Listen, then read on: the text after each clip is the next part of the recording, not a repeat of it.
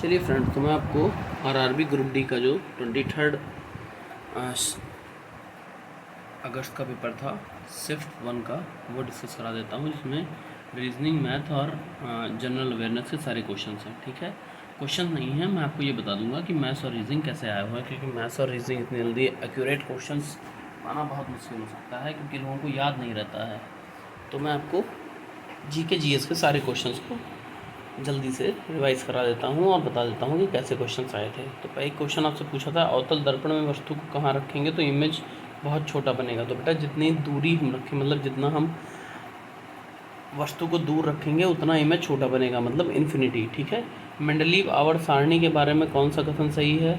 एक क्वेश्चन ऐसा आया था कि कुछ आपको सेंटेंस दिए हुए थे और आपसे पूछा था कि इसमें से कौन सा सही है। फिर इसरो के ने गगनयान मिशन का इंजन टेस्टिंग किस राज्य में किया था, तो बेटा वो तमिलनाडु में किया था। निशा गांधी नृत्य किस राज्य में मनाई जाती है, तो ये बेटा केरल में मनाई जाती है। हीटर वायर का कॉयल किस चीज़ का बना होता है, तो नाइक्रोम होता है। आवर्त सारणी में कितने हॉरिजॉन्टल और वर्टिकल लाइन हैं, ये आपसे क्वेश्चन पूछा था। फिर जिसमें कि आपके हाँ, ये इसका आंसर है। उसके बाद फिर ओजोन से क्या प्रभाव नहीं पड़ेगा, तो सुनामी नहीं आएगी। उसके बाद एन के झा मतलब किस पे प्रभाव नहीं पड़ेगा, ऐसा क्वेश्चन आपसे पूछा था। 4 ऑप्शन दिए थे, जिसमें सुनामी है आपका आंसर। ठीक है, एन के झा कितने नंबर के वित्त आयोग के अध्यक्ष थे, तो बेटा 15वें थे वित्त आयोग के अध्यक्ष। और ऐसा एन के झा या एन के सिंह पूछा था, और ये 2021-22 से 2025-26 तक की अवधि के लिए अपनी रिपोर्ट राष्ट्रपति को सौंपेंगे। ठीक है, पंचवर्षीय योजना में 20 सूत्री कार्यक्रम को शामिल किया गया था, तो बेटा 1975 में इसके बारे में बताया गया था और शामिल किया गया था। पानी में रखा सिक्का ऊपर जो उठा हुआ दिखाई देता है, वो रिफ्रैक्शन की वजह से होता है। ठीक है, अपवर्तन के कारण। केमिकल रिएक्शन दिया हुआ था और पूछा था बैलेंस है कि नहीं। आपसे एक केमिकल रिएक्शन दिया गया था और पूछा था उसमें कि ये बैलेंस है कि नहीं है। जून 2022 में साक्षरता दर स्कूल का कितना प्रतिशत बढ़ गया था, तो ये बेटा आपका बढ़ गया था 72% तक। पंचायत राज में कौन सा विषय नहीं आता है, तो ग्राम निगम जो है वो पंचायत राज में नहीं आता है। फिजिकल पॉलिसी भारत के किसका पार्ट है, तो ये RBI, reserve bank of India, government of India का पार्ट है। ठीक है बेटा, ये फिजिकल पॉलिसी। अवतल दर्पण में वस्तु को कहाँ रखेंगे, तो इमेज ये आपको मैंने बता दिया, इन्फिनिटी पे। इनमें से कौन सा कार्य किडनी का है, तो ये लवण और जल को फिल्टर करना। ठीक है बेटा, लवण और जल को फिल्टर करना काम आपका किडनी करता है। 2022 में भारत और श्रीलंका के बीच खेले गए टेस्ट मैच में किस खिलाड़ी ने अपना 100वां टेस्ट मैच खेला, तो वो खेला था विराट कोहली ने। ठीक है, 9 अगला क्वेश्चन आपको क्या है कि फरवरी 2022 में इंडिया में कितना ओडीआई मैच खेलने का रिकॉर्ड बनाया, तो ये 1000 ओडीआई मैच खेलने का रिकॉर्ड बनाया है।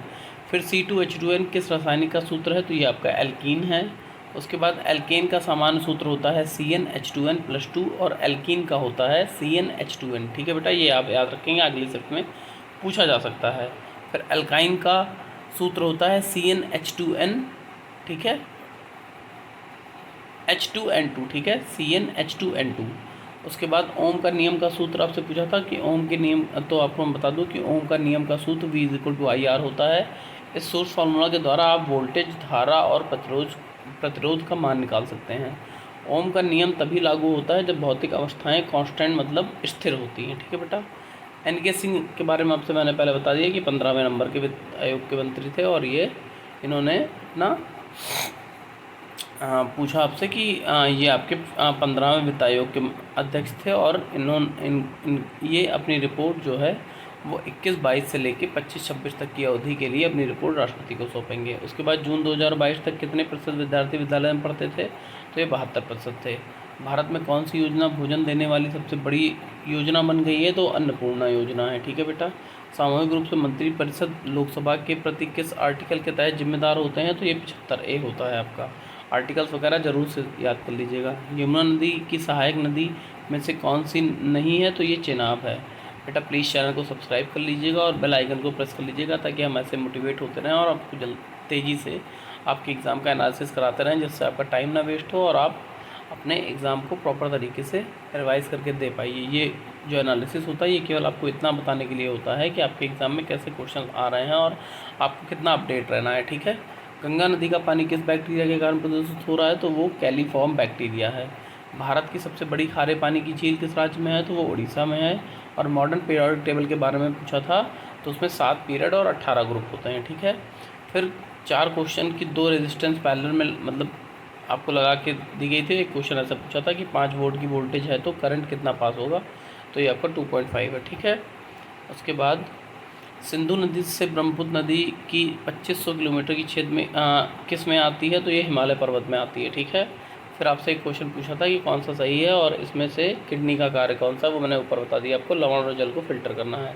CSIR में बच्चों के लिए कोई योजना चलाई गई है, किसके द्वारा चलाई गई है, तो बेटा एक ऐसा क्वेश्चन आया था, उसमें कई 4 ऑप्शन दिए हुए थे जिसमें से आपको बताना था। वित्तीय बजट में कटौती से संबंधित प्रश्न पूछा गया था। ग्रेगर मेंडल के आनुवांशिक लक्षण के बारे में कौन सा विशेषण है, मतलब ये पूछा गया था आपसे। उसके बाद रीजनिंग गलत दिख गया यहाँ पे, और AG आपसे ऐसे पूछा था, एक रिएक्शन दे दिया था उसको वो करने के लिए जिसमें आप AgCl लगाएंगे, ठीक है। ये ऐसी छोटी सी रिएक्शन थी, ईजी थी। फिर जनरल इंटेलिजेंस और रीजनिंग सेक्शन जो RRB में आया था वो इजी था और कम टाइम टेकिंग था, ज़्यादा मतलब टफ नहीं था, टाइम नहीं ले रहा था। और मैथ जो थी वो कैलकुलेटिंग भी नहीं थी ज़्यादा, और नॉर्मल आप इजीली उसे अटेम्प्ट कर सकते थे 20 क्वेश्चन 20-25 मिनट में, ठीक है। तो ये था आपका आज का एनालिसिस 23 अगस्त का, जो क्वेश्चन मुझे मिल पाए वो मैंने आपको बता दिए हैं। तो आप अपना टाइम बिना वेस्ट करते हुए इन क्वेश्चंस को याद कर लीजिए, एक बार देख लीजिए, और प्लीज़ चैनल को सब्सक्राइब और बेल आइकन को प्रेस कर दीजिए ताकि नोटिफिकेशन आपको मिलता रहे। Thank you so much and all the very best for your examination. आप लोग अच्छे से अपना एग्ज़ाम दीजिए और अपने सपने को पूरा करिए। Thank you so much and have a good day.